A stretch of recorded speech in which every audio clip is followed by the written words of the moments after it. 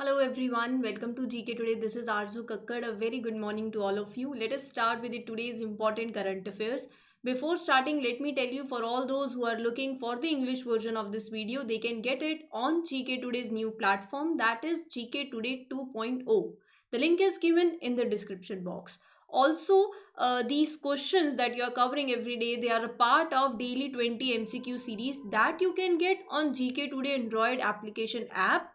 There are more than 500 plus questions available every month. Category wise questions are also there. So you can refer to GK Today Android app. Right. So with this, I'll start with the very first question. I hope काफियों के पास इसके answers होंगे. नहीं है तो कोई बात नहीं, अभी कवर कर लेंगे और मैप में भी देखेंगे इस प्लेस को, क्योंकि ये एक लोकेशन ओरिएंटेड क्वेश्चन है. क्वेश्चन कह रहा है कि इसमें से वो कौन सी कंट्री है जो कि होस्ट है of 27th conference of parties to the UNF triple C. चार ऑप्शंस हैं आपके पास, अपना टाइम ले लो और काफी टाइम मिल भी गया होगा इस क्वेश्चन के लिए. Which country is the host of COP27 to the UNF triple C. सीधा आंसर पे आऊं तो ऑप्शन बी आपको दिख रहा होगा, इजिप्ट. इजिप्ट जो है वो इस क्वेश्चन का सही आंसर है. मैप में भी देखेंगे इजिप्ट को, लेकिन उससे पहले इसके बारे में कुछ बातें जान लो.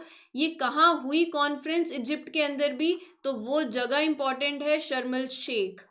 ठीक है, तो ये जगह है इजिप्ट के अंदर. Basically it was held in and वही नवंबर 2022. सो बात बेसिकली ये है, जो आपको एक टर्म इंपॉर्टेंट है वो देखनी है. इजिप्ट तो ठीक है, मैं आपको मैप में भी दिखा दूंगी, लेकिन आफ्टर डिस्कशन सेवरल ईयर्स, एक दिन की डिस्कशन नहीं, एक साल की डिस्कशन नहीं, बहुत से सालों की डिस्कशन के बाद issue of loss and damage, ये टर्म बहुत इंपॉर्टेंट है. Issue of loss and damage ये क्या है, इसका मतलब ये भी जानेंगे. तो it was included in the main agenda of the climate conference. ये जो कॉन्फ्रेंस हुई, पहली बार ऐसा हुआ है कि इसको तवज्जो दी गई. ठीक है, इसके ऊपर ये पूरा एजेंडा भी रहा है. बात कितनी है, इस टर्म का अपना एक बहुत बड़ा मतलब है, issue of loss and damage. Properly ऐसे कहीं अगर आप बोलो कि कोई एक डिफाइन है, तो प्रिसाइसली डिफाइन नहीं है, लेकिन ये एक ब्रॉड टर्म है. एक ब्रॉड टर्म क्यों बोल रही हूं, क्योंकि ये टर्म का मतलब ये है कि क्लाइमेट चेंज तो हो रहा है, क्लाइमेट चेंज के चलते इसका जो इम्पैक्ट है, जिसकी हम हमेशा बात करते हैं, इसका इम्पैक्ट इतना हो चुका है जो कि लोगों की जो अडॉप्टेशन, जो वो अडेप्ट कर सकते हैं क्लाइमेट चेंज से. Obviously you will adapt to, कि जो जो बढ़ रहा है उसके हिसाब से आपको करंट सराउंडिंग्स कंडीशंस के साथ आप भी अडेप्ट होते जा रहे हो, यही तो हो रहा है.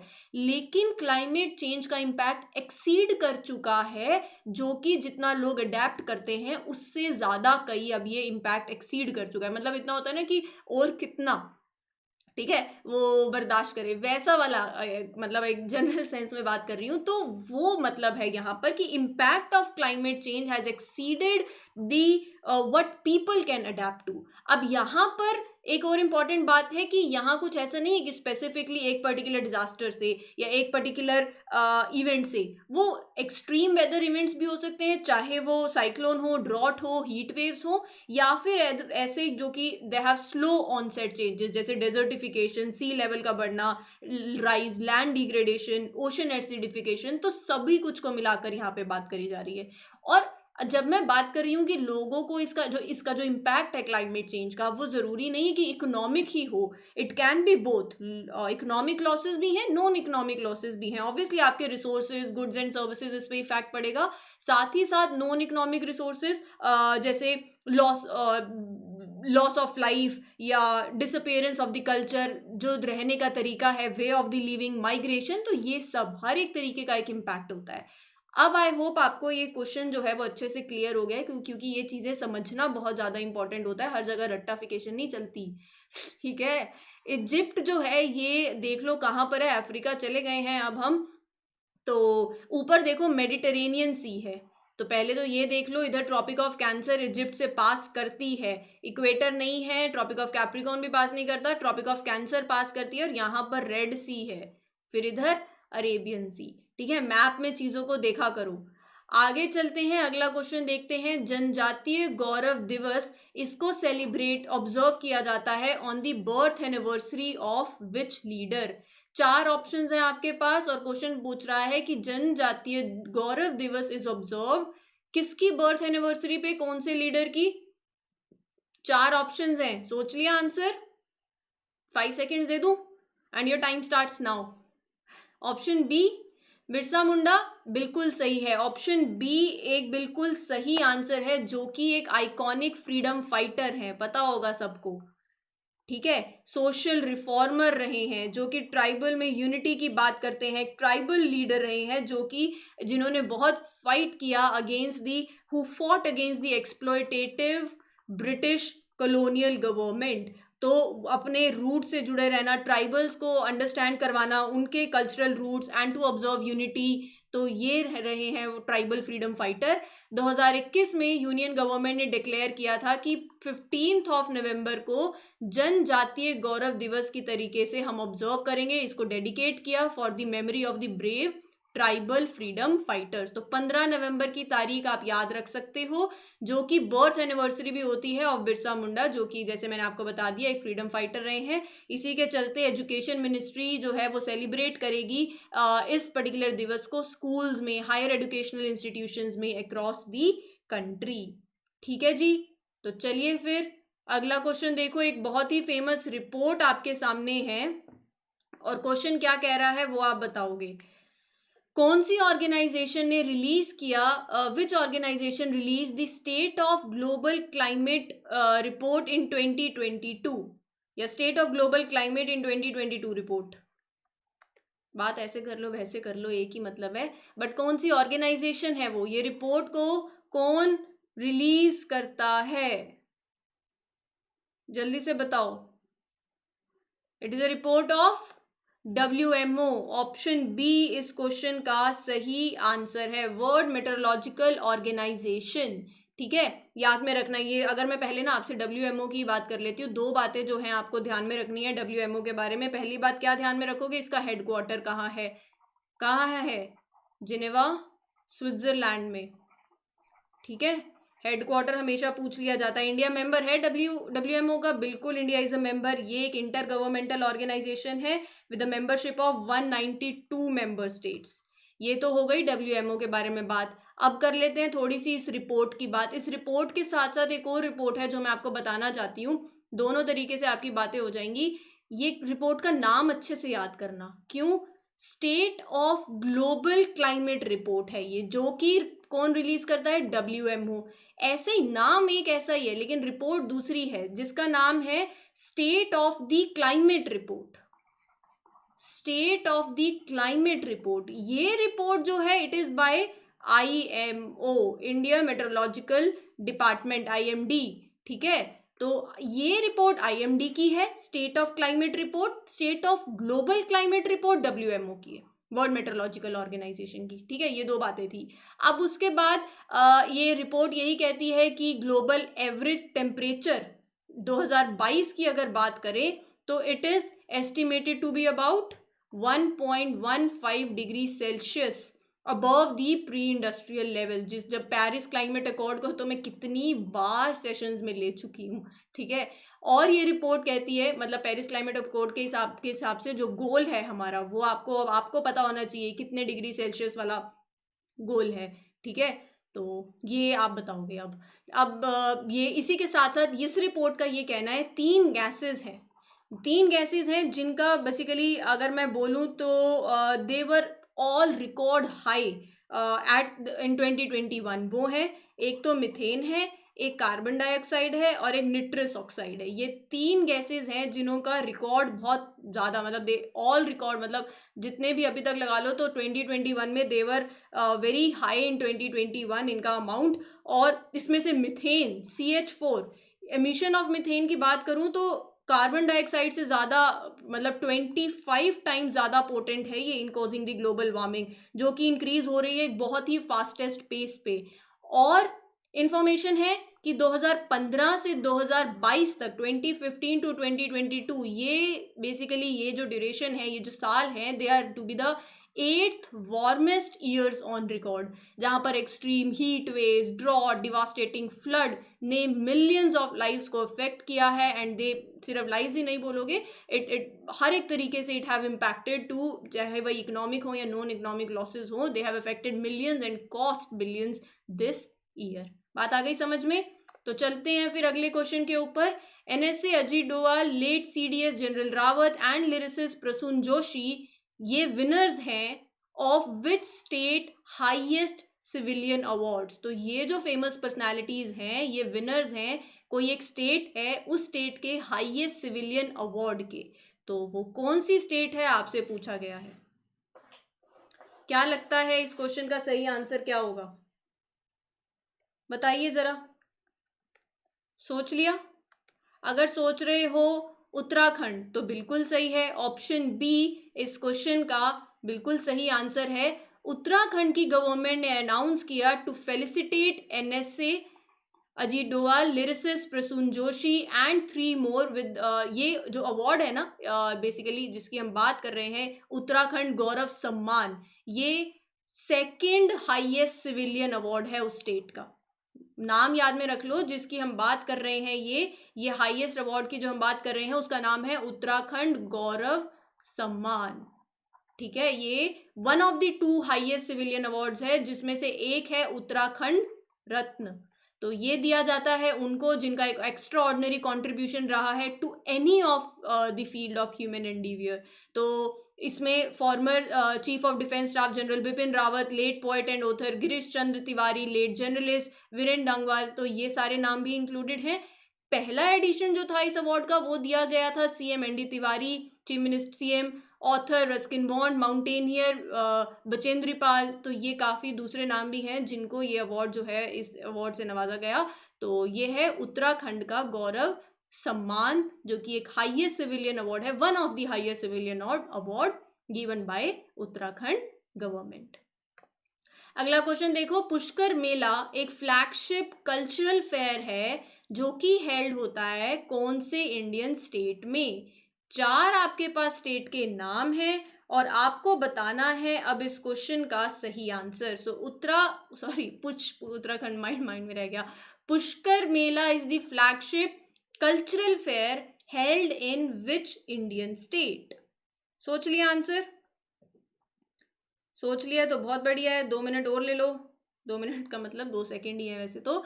राजस्थान सोच रहे हो तो बिल्कुल सही है, ऑप्शन ए राजस्थान का ये फ्लैगशिप कल्चरल फेयर जो कि होता है पुष्कर मेला इसका नाम है। ये आप तस्वीर भी देख सकते हो, एक ग्रेटेस्ट टूरिस्ट अट्रैक्शन है ये मेला जिसमें cultural performance, sky flying festival, 5 दिन का camel and life stock fair होता है, सैंड आर्ट फेस्टिवल। तो इट इज़ हेल्ड अक्टूबर नवंबर के मंथ में। लेकिन इस साल लंपी स्किन डिसीज के बारे में आपने पढ़ा होगा ना, तो उसके चलते कैटल फेयर जो है वो इंक्लूड नहीं हुआ था। ठीक है, तो ये याद में रख लेना। 8 दिन का इवेंट ये जो है this year it will not include the cattle fame, basically cattle fair. किसकी वजह से? वो लंपी स्किन डिसीज की वजह से। ठीक है जी, तो चलिए फिर अगले क्वेश्चन पे चलते हैं। What is the name of the new chatbot जो कि लॉन्च किया by unique identification authority of India. बताइए अब इस क्वेश्चन का सही आंसर क्या है। आपसे पूछा गया है कि वो नेम क्या है of the new chatbot that is launched by unique identification authority of India. The right answer of this question is Aadhaar Mitra, option B इस क्वेश्चन का सही आंसर है। आधार मित्रा बेसिकली अगर मैं इसके बारे में बात करूं तो एक नया चैटबॉट है पहली बात तो, जिसमें एनहांस फीचर्स हैं, जैसे अपना आपके पास आधार नंबर होगा ना तो you can check your Aadhaar enrolment status, अपनी information on the enrolment centre locations. ठीक है, तो ये एक चैटबॉट है और जो कि वही मशीन लर्निंग बेस्ड है। इससे पहले हम ऑलरेडी एक चीज़ कवर कर चुके हैं, याद आ रहा है कुछ? ये अथॉरिटी ने टॉप किया था ग्रीवियंस रिड्रेसल इंडेक्स, जहां पर क्या बात होती है जो कि जिसका एम भी है गुड गवर्नेंस प्रोवाइड करना, ये इंश्योर करना। क्या इंश्योर करना? Security, confidentiality of your information. तो उसी के चलते ये एक और लॉन्च है आधार मित्र। तो यहाँ पर अगर आपसे पूछ लिया जाए ग्रीवियंस रिड्रेसल इंडेक्स जो है वो कौन पब्लिश करता है? Department of administrative reforms and public grievances. बिल्कुल अब याद रखोगे। UIDAI के बारे में अगर कुछ पूछ लिया जाए, क्या ये स्टैट्यूटरी अथॉरिटी है? बिल्कुल, ये एक स्टैट्यूटरी अथॉरिटी है जो कि एस्टैब्लिश हुई under the provisions of Aadhaar act 2016, पहली बात। दूसरी बात एक और याद में रख लेना कि ये इसका अगर आपसे पूछ लिया जाए कि ये अथॉरिटी कब बनी थी, कौन से साल में, 28 जनवरी 2009, 28 जनवरी 2009। हेडक्वार्टर है नई दिल्ली, न्यू दिल्ली। ठीक है, अगले क्वेश्चन पे चलते हैं। ये एक आपको क्लॉक दिख रही होगी, ये है वैदिक क्लॉक। वर्ल्ड की पहली वैदिक क्लॉक जो कि कंस्ट्रक्ट हो रही है कौन सी सिटी में? बताइए इस क्वेश्चन का सही आंसर क्या है। वर्ल्ड्स फर्स्ट वैदिक clock is being constructed in which city? And the right answer of this question is, बताओ जरा क्या है इस क्वेश्चन का सही आंसर। फिर अब इस क्वेश्चन का सही आंसर है Ujjain. Option B is the correct answer. तो यहां पर ये है मैप में, क्योंकि बिना मैप के हमारी हर बात अधूरी है।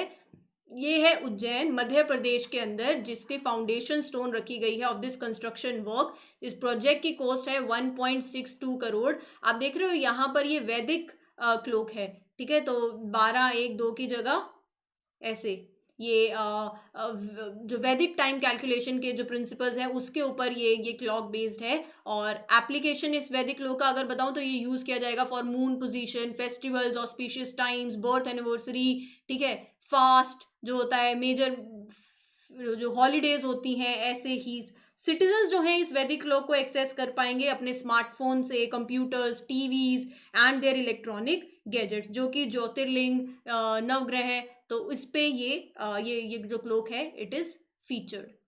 तो चलो फिर अगले क्वेश्चन पे चलते हैं। अगला क्वेश्चन है rising sun water fest 2022 event. Which state is the host of this rising sun water fest 2022 event? चार ऑप्शंस हैं, चार स्टेट्स हैं, और एक स्टेट मुझे दिख रही है, आपको दिख रही होगी, ऑप्शन ए ही है, मेघालय। तो यही इस क्वेश्चन का सही आंसर है। अब मैप में पहले देख लो मेघालय कहाँ है। ये देखो, ये रहा मेघालय, ठीक है। कल हमने नागालैंड भी देखा था, याद है क्यों देखा था? बर्ड काउंट, कुछ याद आ रहा है? नहीं याद तो फिर वो देखो सेशन। मेघालय की कैपिटल शिलोंग, ठीक है। तो बॉर्डर लगता है हमारी नेबरिंग कंट्री से, बांग्लादेश।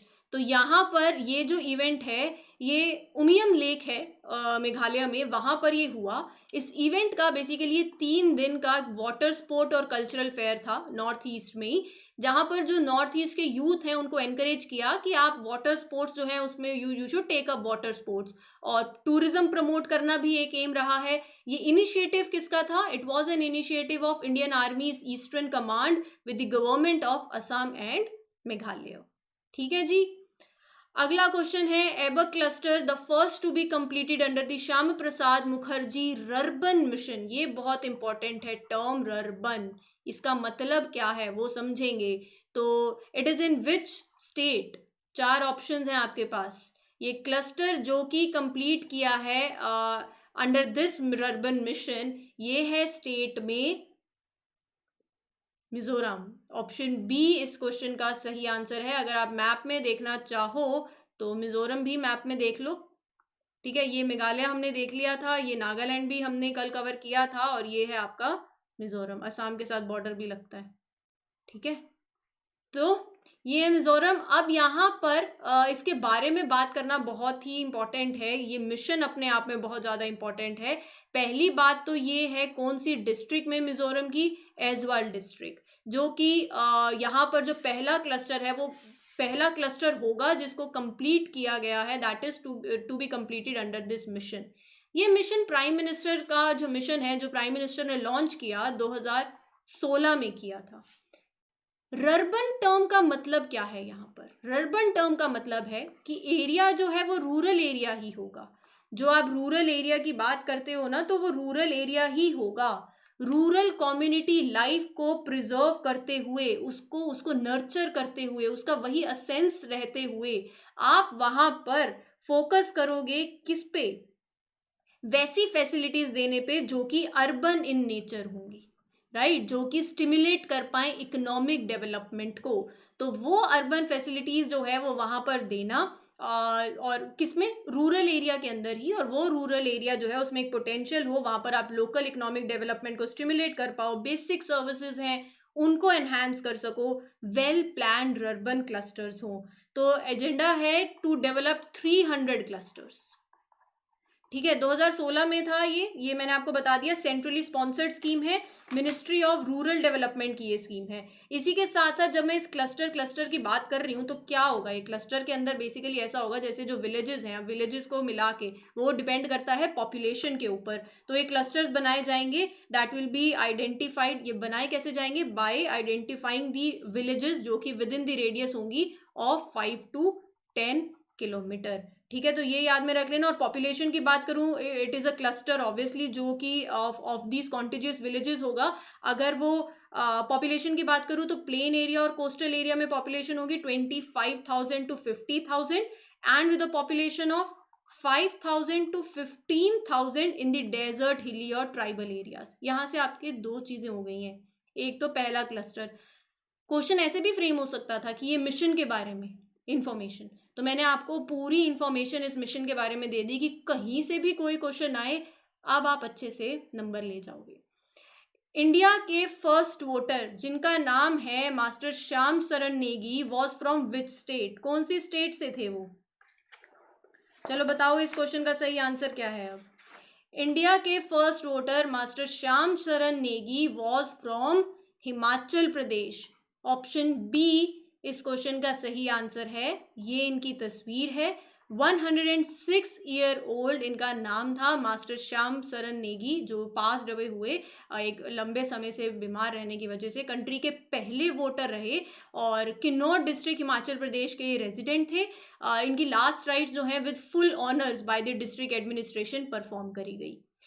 ठीक है, आ गई बातें समझ में? तो चलते हैं फिर आज के आपके रिवीजन सेशन के ऊपर। और पहला क्वेश्चन क्या है, एक इंडेक्स है, वर्ल्ड इंटेलेक्चुअल प्रॉपर्टी ऑर्गेनाइजेशन के हिसाब, बेसिकली का इंडेक्स ग्लोबल इनोवेशन इंडेक्स। तो इंडिया की रैंक पूछी है, what is the rank of India in this index? 40th।